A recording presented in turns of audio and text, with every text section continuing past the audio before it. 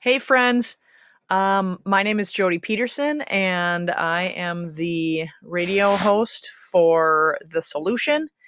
You may have heard me before on 89.1 WBSD on Thursday nights from 8 until 9. You can still hear my show, but this is a sort of a short, um, edited mini version of it. Just thought I'd give it a whirl here.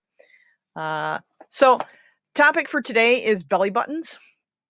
And I find belly buttons to be kind of an interesting thing. I mean, if you think about it, it is this knot that happens from birth, right? So when the mom and the baby are separated by the umbilical cord being cut, it gets tied and then what, like shoved back into the body through that little, I don't know.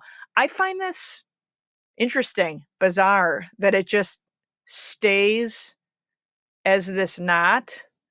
It doesn't pop back out. Like, I don't really know how they do it. I mean, I guess, I don't know. I've done some sewing in my time. I'm sure, like when I'm sewing up a pillowcase, when you get to the end, you got to like make the knot bigger so that it doesn't, pop through the material. I'm sure the doctors know what they're doing after all this time. I don't know. Um, but what I wonder though is what's the deal with innies versus Audis? I don't know. And I know Audis.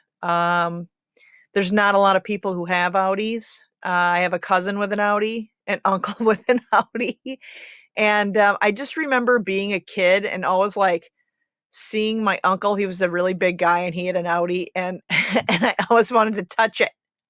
I didn't, but I always wanted to.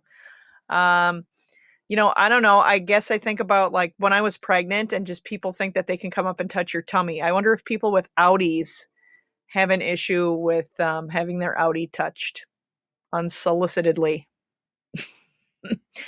I don't know.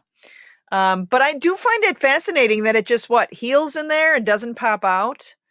Although I know that it is good to have minimal care of your belly button, to kind of keep it clean, but you don't want to be digging in there because then it can get irritated. True confessions. When I was younger, I may have done that. It kind of gets infected. Really just smart to maybe give it a little spray of peroxide, maybe a gentle wipe with a tissue. I don't know. I am not a physician. Don't take any of my suggestions at take them at face value, but don't take them any deeper than that because I don't know. I just know for my own self, um, it's nice it collects fuzz. It's a fuzz collector. It's like a tiny little pocket in the middle of your stomach. When you reach into your pants pocket, you can pull out a lot of fuzz. Well, be advised. All right. Um, okay, here's a little question. Did Adam have a belly button? Because if Adam was the first man and he was created by God at the hands of God, he wouldn't have been connected to a mom. So was he without belly button? Something to think about.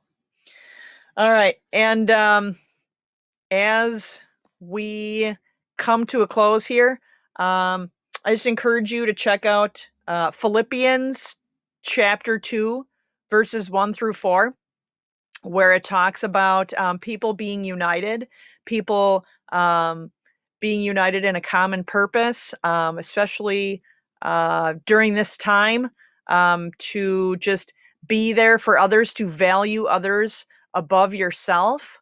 It's a really encouraging verse for you. So if you get a chance to check that out, again, it's Philippians chapter 2, verses 1 through 4. And it's just, I'm just thinking about, being united in purpose, just as our belly button kind of is bound together, that knot that kind of holds it together. And I just saw a similarity there. I don't know. I hope you find something of value in it as you read God's word today. And thanks so much for being with us here on the abbreviated version of The Solution Live. Take care, friends. Bye.